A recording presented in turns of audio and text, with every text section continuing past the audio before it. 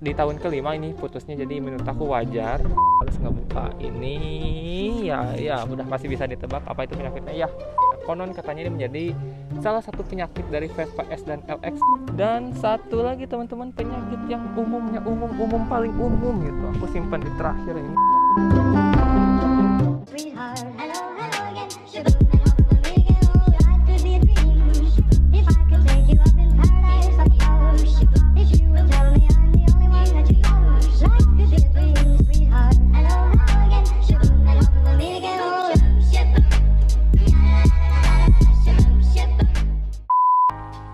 Ya, halo semuanya, selamat datang di channel ini. Buat yang baru gabung, kenalin, nama aku Fajar. Dan di video ini aku bakal ngebahas mengenai penyakit yang biasanya menimpa Vespa S ini ataupun di Vespa LX, khususnya di Vespa S dan LX I get. Oke. Awalnya aku nggak percaya juga ini tuh paling juga cuma menimpa beberapa Vespa S dan LX di beberapa unit gitu sih penyakitnya. Tapi akhirnya aku percaya karena akhirnya Vespa ini juga kena penyakitnya. Oke, apa aja penyakitnya kita bahas di video ini. Let's go.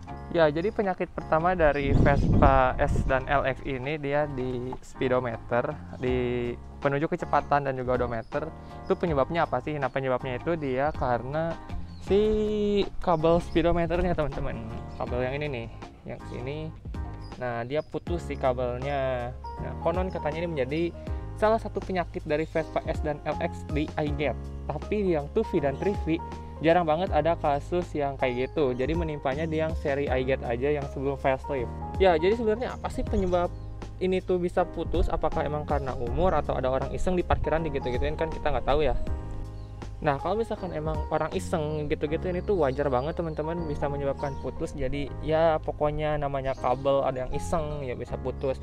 Terus kalau misalkan karena umur, aku pun kebetulan di tahun kelima ini putusnya, jadi menurut aku wajar. Oke, kita bakalan bahas lagi. Ya, jadi apakah ada gejala ketika kabel speedometer itu mau putus? Kalau di kasus aku bakal jelasin dulu. Jadi aku mengalami kabel speedometer putus itu di tahun kelima nih motor, di tahun 2022. Dan waktu itu aku ingat banget, waktu Idul Fitri tahun ini, tahun 2022 ya. Dan artinya itu umur motor ini udah tahun kelima. Itu gejalanya gini teman-teman. Jadi si jarum kecepatan ini kalau misalkan masih bagus, dia bakalan misalkan di 40 stuck kan, bakalan diam gitu. Tapi ini tuh kayak tek tek tek, nah gitu, kayak naik turun gitu loh, nggak stabil. Apa ya bahasa ininya, ya pokoknya kayak gitulah, nggak stabil dia. Jadi nggak stuck, misalkan kita lagi 40 dia bakalan tek tek tek tek rada gitu loh. Nah, itu sebetulnya aku udah feeling itu pasti gejala mau putus kabel speedometer. Kenapa aku bisa tahu? Karena aku ada pengalaman juga. Kenapa aku bisa tahu? Karena aku punya pengalaman juga di motor Suzuki Addressku. Waktu kabelnya mau putus itu gejalanya kayak gitu teman-teman. Ya, tapi ada di beberapa kasus juga tiba-tiba dia nggak gerak sama sekali, nggak ada gejala apapun itu. Ya pokoknya ininya mati, ini pun mati, si odometer dan kecepatan. Nah, jadi teman-teman kalau misalkan ngalamin kayak gitu nggak usah panik selama Ya, jadi intinya teman-teman nggak usah panik selama ngalamin gejala ininya mati, ininya mati. Kalau misalkan si ininya masih nyala nih, si yang jarum bensin masih nyala, itu berarti bukan speedometer. Selama ini masih nyala gitu-gitu, itu bukan speedometer teman-teman. Bisa dipastikan hanya kabel speedometer aja. Ya, berdoa kayak gitu aja teman-teman, soalnya aku juga kayak gitu. Oke. Ya, untuk penggantiannya sendiri dia gampang-gampang susah. Disebut gampang-gampang susah, ya menurut aku susah karena aku nggak bisa ngebongkarnya. Mungkin kalau menurut montir itu mah kasus sepele ya. Itu harganya jadi aku bakal kasih tahu teman-teman, disclaimer dulu, tiap bengkel pasti beda. Di bengkel resmi maupun non resmi harganya bisa beda, dan harga di online pun bisa beda. Kebetulan aku beli di bengkel non resmi di daerahku di Sukabumi, di Semesta Motor nama bengkelnya. Ini harganya 115.000 teman-teman. Ya, jadi harganya itu 115.000, dan untuk jasa pasangnya 35.000 aja teman-teman. Berarti ditotalin 150.000 ya habisnya buat ngebenerin kabel speedometer, dan ya akhirnya bisa gerak lagi dan enak lagi dipakai gitu. Bisa ketahuan odometer udah berapa, kecepatan berapa. Oke, terkait dengan penyakit ini, apakah ini bisa disebut penyakit teman-teman? Sebetulnya menurut aku wajar kalau misalkan spare part kabel speedometer itu perlu diganti di umur yang ke 5 tahun, meskipun kilometer kayak aku kasusnya kilometer baru 7.700, tapi ya namanya barang dipakai, barang ya pokoknya udah dipakai sama kita, udah jalan berapa tahun umurnya, wajar aja kalau itu perlu diganti. Jadi ya 150.000 buat 5 tahun nggak masalah dong ya. Oke, sebelum ke penyakit yang kedua, aku lupa mau ngasih tahu dulu karena penyakit yang kabel speedometer itu apakah wajar. Sekali lagi wajar, karena motor Suzuki Adretku juga waktu itu ganti di tahun ke-5 teman-teman ya. Di tahun ke-5 juga mengalami keputusan, tapi dia waktu itu kilometer udah di atas 10.000. Oke, kalau ini masih di 7.000. Lanjut, kita bahas ke penyakit yang kedua. Let's go. Oke, sekarang lanjut ke penyakit yang kedua. Nah, penyakit yang kedua ini agak krusial sih menurut aku, karena ya ngebongkarnya pun perlu effort, ya kan, harus ngebuka ini. Ya udah pasti bisa ditebak apa itu penyakitnya. Ya, penyakit dari Vespa S dan LXi GT ini adalah komstir, teman-teman. Oke, ya komstir, nggak salah dengar teman-teman. Dan lagi-lagi Vespa ini juga kena penyakitnya.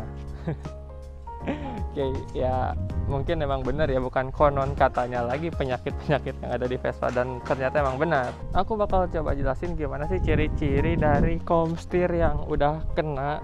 Ya, jadi si stangnya itu kalau misalkan kita belok-belokin tuh dia bukan agak lagi berat, jadi kurang nurut. Dan ada satu gejala lagi kebalikannya, stangnya ringan banget teman-teman. Jadi kalau pas kita lepas stang, dia tuh bakalan goyang-goyang gitu. Nah itu. Kalau ini kita lepas stabil, tapi bakal ngelawan ke satu arah, misalkan kanan ke kanan, dia ngebantingnya terus kayak gitu. Itu gejala yang paling gampang kita rasain.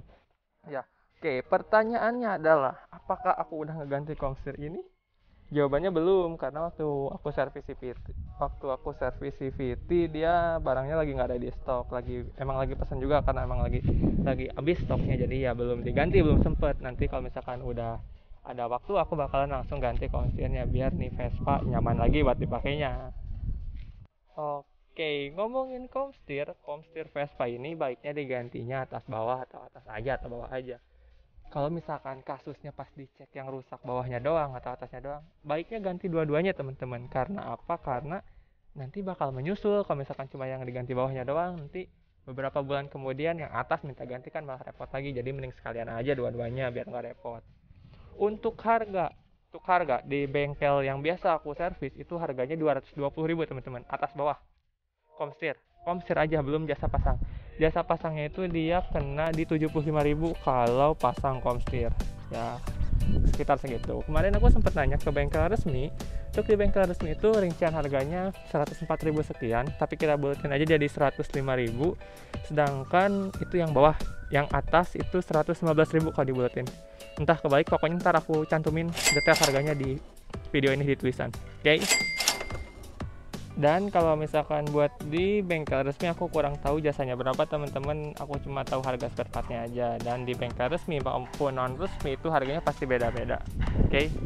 Ya, jadi bisa jadiin patokan aja lah, kurang lebih bakalan habis nggak sampai 300.000 gitu ya. Dan lagi ini Vespa kena penyakitnya di tahun ke-5, baru banget teman-teman, di bulan Oktober, sekarang November. Ya pokoknya pas di bulan Oktober kemarin, ya begitulah diagnosis dari aku dan beberapa lihat video juga, kemungkinan dia tuh kemasukan air teman-teman. Jadi si karatannya itu jadi diisi susah dijelasin ya. Pokoknya itu ada airnya kemungkinan. Nah, apa yang menyebabkan? Biasanya nyuci di steam dengan tekanan yang tinggi. Jadi ya kalau bisa mendingan nyuci sendiri aja kalau nggak capek. Dan kalaupun misalkan di steam, bilang ke yang kerjanya tekanan airnya kecil aja biar nggak masuk airnya ke pokoknya adalah celah-celah yang bikin masuk itu harus jadi pokoknya harus tekanan airnya jangan tinggi-tinggi kayak gitu. Dan satu lagi teman-teman, penyakit yang umum paling umum gitu, aku simpan di terakhir ini, jam ini sebetulnya cuma baterainya aja, tinggal ganti aja, cuma entah kenapa umurnya itu pendek banget gitu, cuma ya nggak sampai 5 tahun udah mati. Ya wajar sih sebenarnya ya, tapi aku ngarepnya bisa lebih lama gitu si umur baterainya. Sayangnya baterai jamnya ini kemarin nggak ada, agak susah nyarinya, jadi belum aku perbaiki. Sebetulnya nggak mahal-mahal amat buat kebenaran ini teman-teman. Oke. sayang aja sih ini satu nih. Ya, jadi itulah 3 penyakit yang umumnya menimpa Vespa S dan LX iGate. Ya, yang sebelum facelift. Entah kalau yang facelift apakah ada penyakit yang berbeda atau kalau udah ada improvement dari Vespa-nya sendiri. Ya, semoga kita berharapnya udah ada improvement jadi nggak ada penyakit-penyakitnya lagi dan biar enak lah dipakainya. Oke, jadi ini aku syuting buat kesimpulan closing video ini tuh beda hari teman-teman karena kemarin hujan. Oke, jadi kesimpulannya adalah apakah penyakit dari Vespa S dan LX ini termasuk penyakit yang memakan biaya banyak? Ternyata enggak juga teman-teman, itu cuma penyakit-penyakit yang menurut aku masih terjangkau lah sama budget pelajar, budget mahasiswa. Oke, sebelum penutupan mungkin bakal ada teman-teman yang nanya mendingan di bengkel resmi atau non resmi buat servis maupun pergantian spare part. Jawabannya tergantung teman-teman. Kalau misalkan teman-teman kasusnya kayak aku, di daerah aku kan nggak ada bengkel resmi Vespa nih. Ya ada bengkel non resmi dan bisa nanganin Vespa, ya udah di situ. Tapi kalaupun misalkan ada si bengkel resminya, aku bakalan milih di bengkel resmi kayak gitu teman-teman, karena kalau di bengkel resmi pasti lebih pasti lebih tersedia lah si spare partnya kayak gitu. Oke, mungkin kayak gitu aja. Cukup sekian video penyakit LX dan SI Gate ya. Oke, thank you, sampai ketemu di video berikutnya. Thank you teman-teman.